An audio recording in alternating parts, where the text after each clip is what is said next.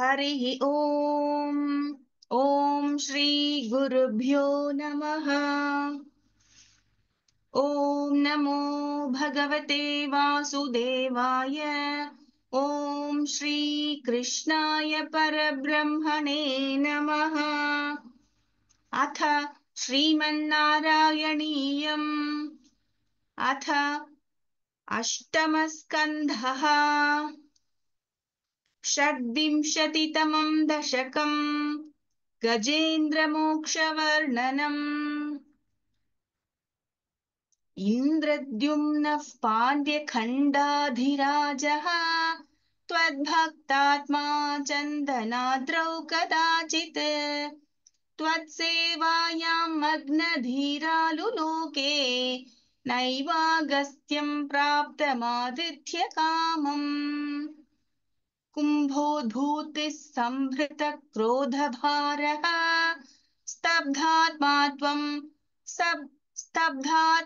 त्वं हस्तिभूयं भजेति शप्त्वाथैनं प्रत्यगात्सोऽपि लेभे हस्तीन्द्रं त्वं त्वत्स्मृत्युव्यक्तिधन्यम्। दुग्धाम्भोधेर्मध्यबाधित्रिकूटे क्रीडन् शैले यूथपोयौ वशाभिः सर्वान् जन्तूनत्यवतिष्ठ शक्त्या त्वद्भक्तानां कुत्र नोत्कर्षलाभः। स्वेन स्थेम्ना दिव्यदेशत्वशक्त्या सोऽयं खेदान प्रजानन् कदाचित् शैलप्रान्ते घर्मतान्तः सरस्यां यूथैः साधन् त्वत्प्रणुन्नोभिरेमे। ऊहूस्तावद्देवलस्यापि शापात् ग्राहीभूतस्तज्जले वर्तमानः जग्राहैनं हस्तिनं पाददेशे शान्त्यर्थं हि श्रान्तिदोषि स्वकानाम्। त्वत्सेवाया वैभवाद्धुर्निरोधं युध्यन्तन्तौ वत्सराणां सहस्रम् प्राप्ते काले त्वत्पदैकाग्र्यसिद्ध्यै नक्राक्रान्तं हस्तिवर्यौ व्यधास्त्वम्।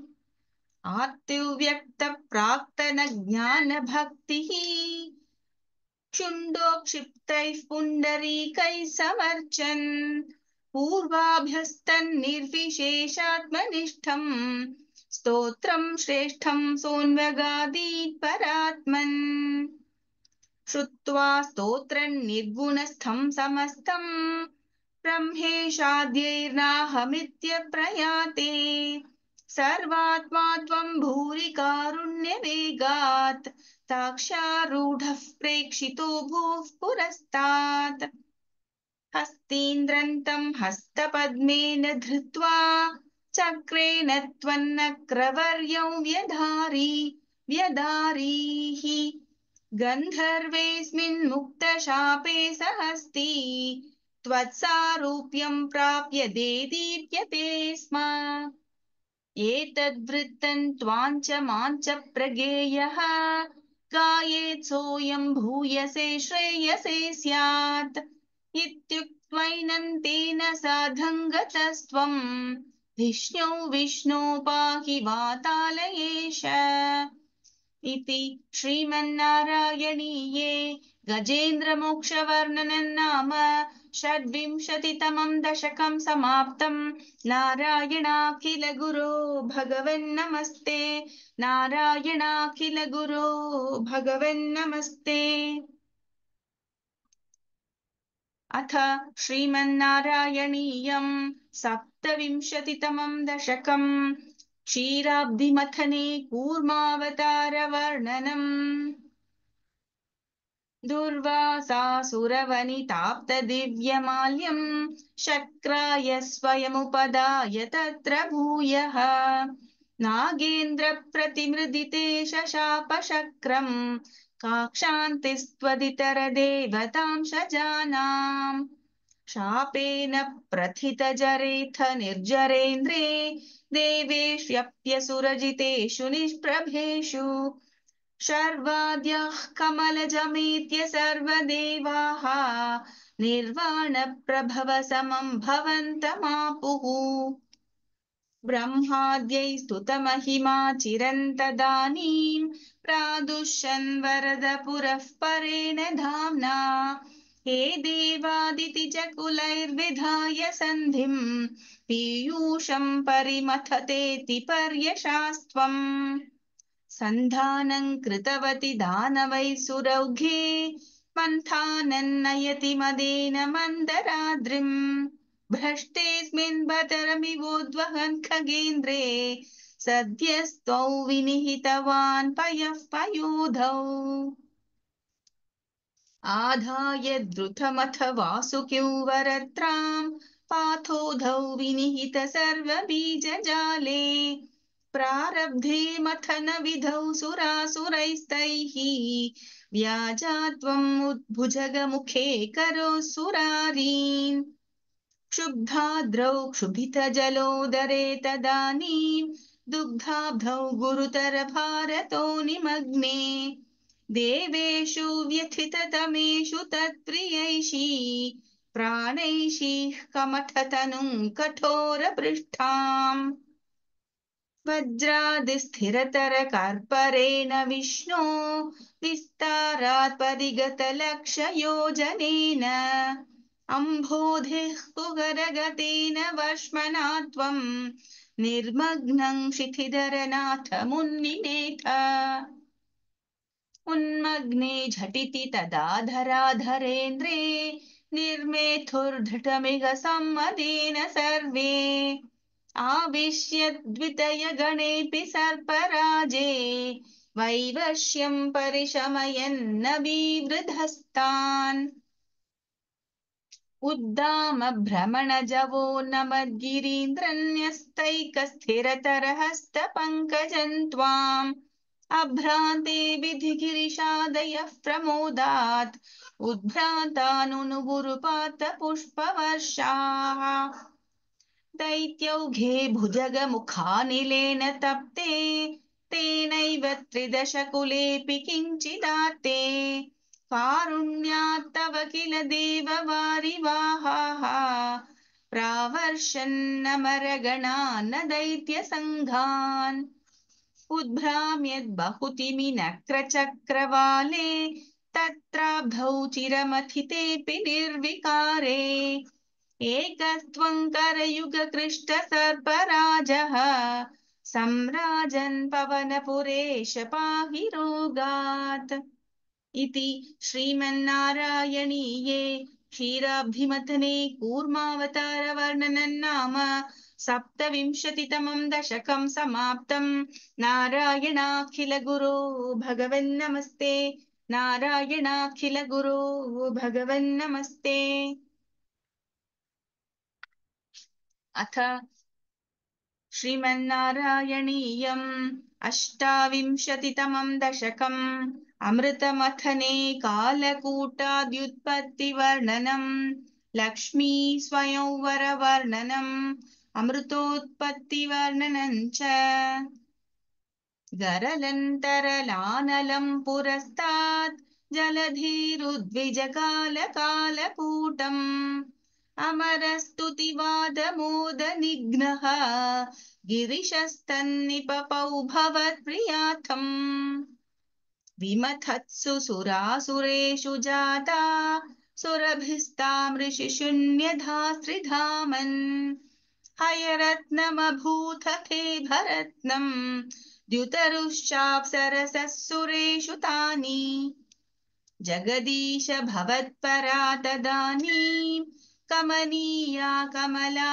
बभूव देवी अमलामवलोक्य या विलोलः सकलोऽपि स्पृहयां बभूव लोकः त्वयि दत्तहृदे तदैव देव्यै त्रिदशेन्द्रो मणिपीठिकां व्यतारीत् सकलोपहृताभिषेचनीयैः ऋषयस्तां श्रुतिगीभिरभ्यषिञ्चन् अभिषेकजलानुपातिमुग्धत्वदपाङ्गैरवभूषिताङ्गवल्लीम् मणिकुण्डलपीतचेलहारप्रमुखैस्ताममरादयोन्वभूषन् वर्णस्रजमातभृङ्गनादाम् दधती सा कुचकुम्भमन्दयाना पदशिञ्चितमञ्जुनूपुरा त्वाम् कलितौ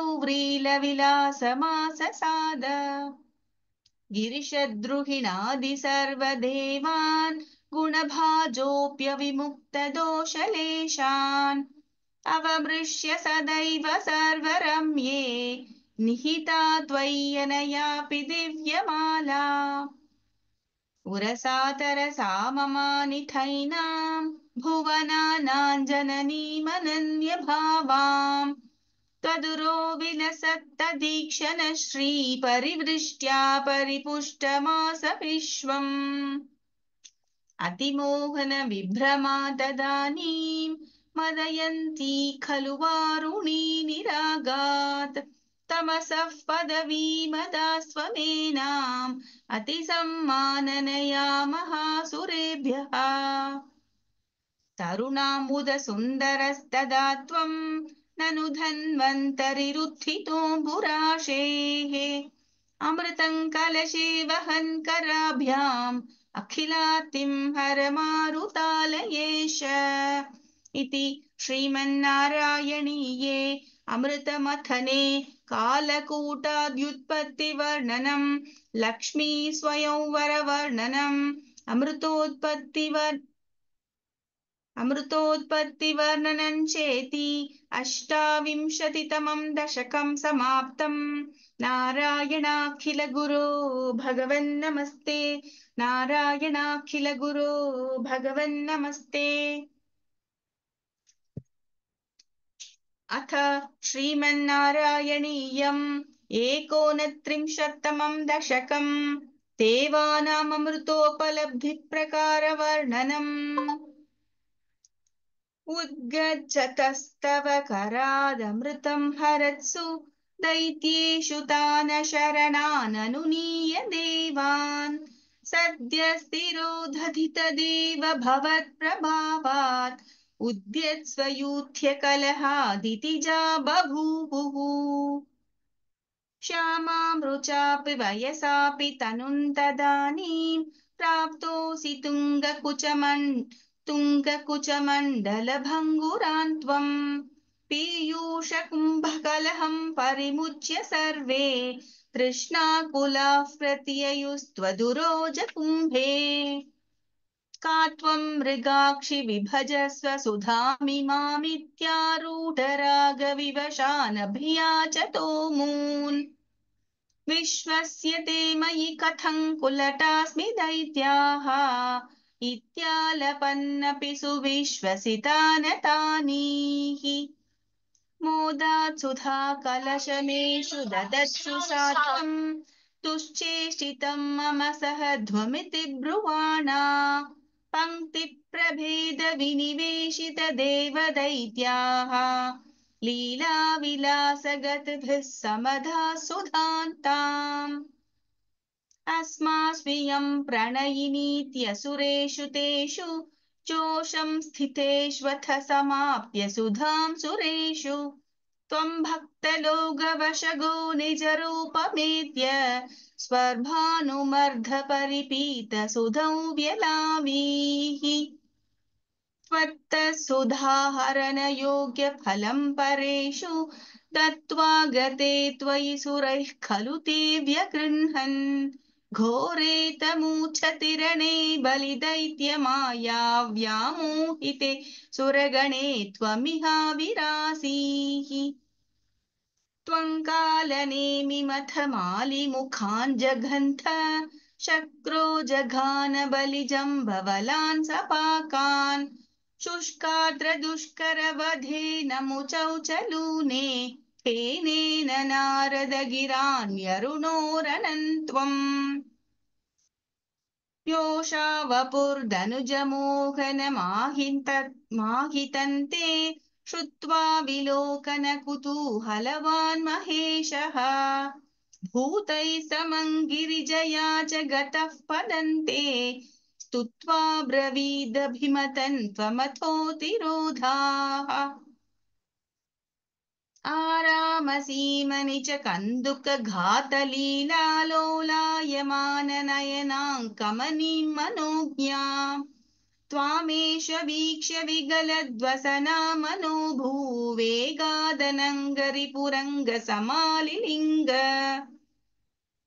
भूयोऽपि विधृतवतीमुपधाव्य देवः वीर्यप्रमोक्षविकसत्परमार्थबोधः त्वन्मानितस्तव महत्त्वमुवाच देव्यै तत्तादृशस्त्वमववात निकेतनाथ इति श्रीमन्नारायणीये देवानाममृतोपलब्धिप्रकारवर्णनं नाम 39तमं दशकं समाप्तम् नारायणाखिलगुरो भगवन्नमस्ते नारायणाखिलगुरो भगवन्नमस्ते अथ श्रीमन्नारायणीयं 30तमं दशकं वामनावतारवर्णनम् शक्रेण संयति हतोऽपि बलिर्महात्मा शुक्रेण जीविततनुः क्रतुवर्धितोष्मा विक्रान्तिमान् भयनिलीनसुरान् त्रिलोकीन् चक्रे वशे स तव चक्रमुखादभीतः पुत्रार्तिदर्शनवशाददितिर्विषण्णा तङ्काश्यपन्निजपतिं शरणं प्रपन्ना त्वत्पूजनं तदुदितं हि पयोव्रताख्यं सा द्वादशाहमचरत् त्वयि भक्तिपूर्णा तस्यावधौ त्वयि निलीनमतेरमुष्याः श्यामश्चतुर्भुजवपुः स्वयमाविरासीः नम्राजतामिह भवत्तनयो भवेयं गोप्यं मदीक्षणमिति प्रलपन्नयासीः त्वं काश्यपे तपसि सन्निदधत्तदानीं प्राप्तोऽसि गर्भमदितेः प्रणुतो विधात्रा प्रासूत च प्रकटवैष्णवदिव्यरूपं सा द्वादशी श्रवणपुण्यदिने भवन्तम् पुण्याश्रमन्तमभिवर्षति पुष्पवर्षैः हर्षाकुले सुरकुले कृततुर्यघोषे बद्ध्वाञ्जलिं जय जयेति नुतः पितृभ्यां त्वन्तक्षणे पटुतमौ वटुरूपमाधाः तावत्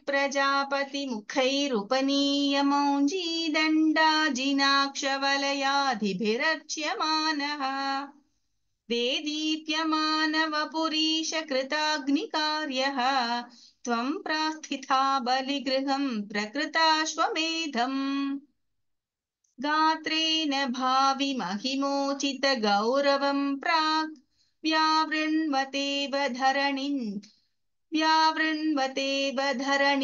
चलयन्नयासीः छत्रं परोष्मतिरनाथमिवादधानः दण्डं च दानवजनेष्विव सन्निधातुम् तान्नर्मदोत्तरतटे हयमेधशालाम् आसे दुषित्वयि रुचा तव रुद्धनेत्रैः भास्वान् किमेषु दहनोऽनु सनत्कुमारः योगीनुकोऽयमिति शुक्रमुखैः शशङ्के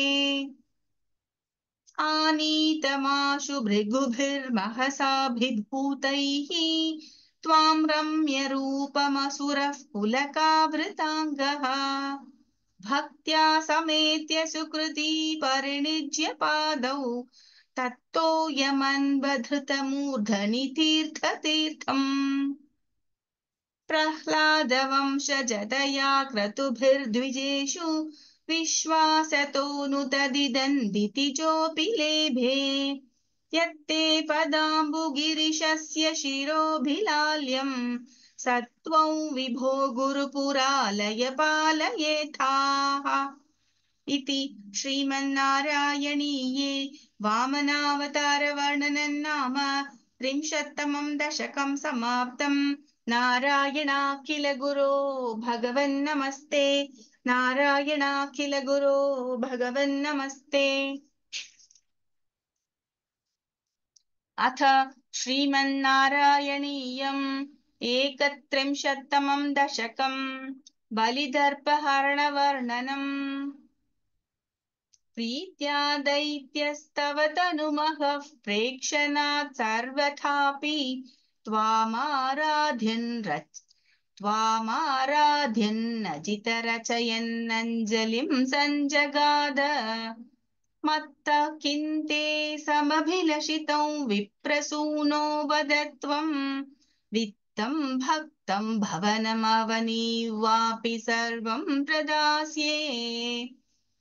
तामक्षीणां बलिगिरमुपाकर्ण्य कारुण्यपूर्णोऽप्यस्योत्सेकं शमयितुमना दैत्यवंशं प्रशंसन् भूमिं पादत्रयपरिमितां प्रार्थयामासिथ त्वम्। सर्वं देहीति तु निगदिते कस्य हास्यन्न वा स्यात्। विश्वेशं मां त्रिपदमिह याचसे बालिशस्त्वं। सर्वां भूमिं वृणु किममुनेत्यालपत्वां सदृप्यन्। यस्माद्दर्पात् त्रिपदपरिपूत्य क्षमः क्षेपवादान् बन्धं चासावगमदतदर्होऽपि गाढोपशान्त्यै। पादत्रय्या यदि न मुदितो विष्टपैर्नापि तुष्येत्। इत्युक्तेऽस्मिन् वरद भवते दातु कामेऽथतोऽयम्। दैत्याचार्यस्तव खलु परीक्षार्थिनः प्रेरणार्थं मामादेयं हरिरयमित्युव्यक्तमेवा बभाषे। याचत्ये वै यदि स भगवान् पूर्णकामोऽस्मि सोऽहं दास्यामेव स्थिरमिति वदन् काव्यशप्तोऽपि दैत्यः। विन्ध्यावल्या निजदयितया दत्तपाद्याय तुभ्यं चित्रं चित्रं सकलमपि स प्रार्पयत्तोयपूर्वम्। निस्सन्देहन्दिति कुलपतौ त्वय्यशेषार्पणं तत् व्यातन्वाने मुमुचुर्ऋषयः सामराः पुष्पवर्षम्। दिव्यं रूपं तव च तदिदं पश्यतां विश्वभाजाम् उच्चैरुच्चैरवृधदवधीकृत्य विश्वाण्डभाण्डम्। त्वत्पादाग्रन्निजपदगतं पुण्डरीकोद्भवोऽसौ कुण्डीतो यैरसिचदपुनाद्यज्जलौ विश्वलोकान्। हर्षोत्कर्षात् सुबहुनृते खेचरैरुत्सवेऽस्मिन् भेरीन्निघ्नन् भुवनमचरज्जाम्बवान् भक्तिशाली। तावद्दैत्यास्त्वनुमतिमृते भर्तुरारब्धयुद्धाः देवोपेतैर्भवदनुचरैः सङ्गता भङ्गमापन्। कालात्मायौ वसति पुरतो यद्वशात् प्राग्जिता स्मः स्युवो युद्धैरिति बलिगिरा तेथ पातालमापुः। पाशैर्बद्धं पतगपतिना दैत्यमुच्चैरवादीः तार्तीयीकन्दिश मम पदं किन्न विश्वेश्वरोऽसि।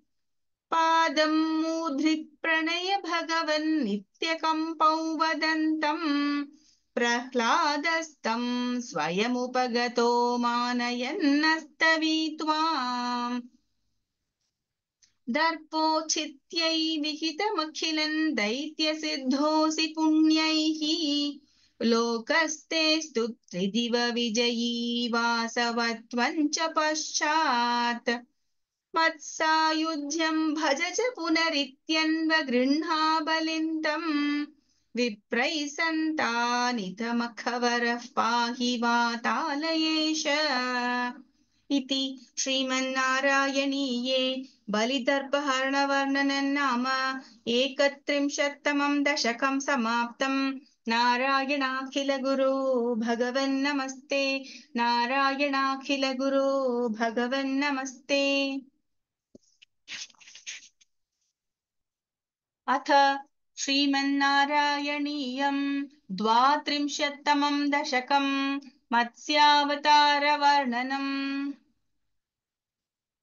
पुरा हयग्रीवमहासुरेण षष्ठान्तरान्तोऽद्यतकाण्डकल्पे निद्रोन्मुखब्रह्ममुखाधृतेषु वेदेष्वदित्सः किल मत्स्यरूपम् सत्यव्रतस्य द्रमिलाधिभर्तुः नदीजले तर्पयतस्तदानीम् कराञ्जलौ सञ्ज्वलिताकृतिस्त्वम् अदृश्यथः कश्चन बालमीनः क्षिप्तञ्जले त्वां चकितौ विलोक्य निन्ये भूपात्रेण मुनिः स्वगेहम् स्वल्पैरहोभिः कलशीं च कूपम् वापीं शरश्चानशिषे विभो त्वम् योगप्रभावाद् भवदाज्ञयैव नीतस्ततस्त्वं मुनिना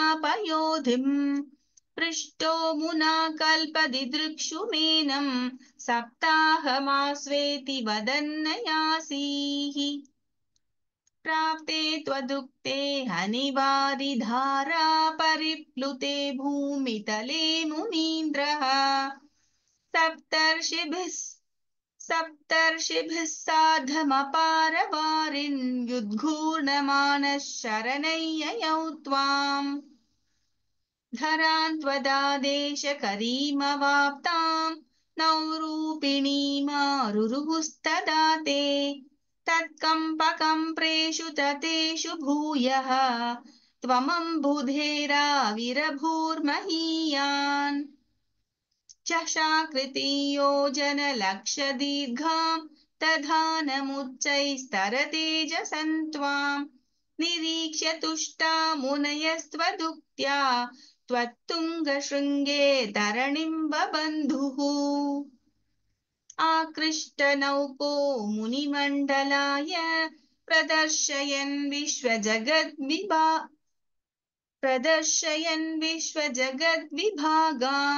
संस्तूयमानो नृवरेण तेन ज्ञानं परञ्चोपदिशन्नचारीः कल्पावधौ सप्तमुनीन् पुरोवत् प्रस्थाप्य सत्यव्रतभूमिपन्तम् वैवस्वताख्यं मनुमादधानः क्रोधाधयग्रीवमभिद्रुतो भूः स्वतुङ्गशृङ्गक्षतवक्षसन्तं निपात्य दैत्यन् निगमान् गृहीत्वा विरिञ्चये प्रीतहृदे ददानः प्रभञ्जनागारपते प्रपायाः इति श्रीमन्नारायणीये मत्स्यावतारवर्णनं नाम 32तमं दशकं समाप्तम्। नारायणाखिलगुरो भगवन्नमस्ते। नारायणाखिलगुरो भगवन्नमस्ते।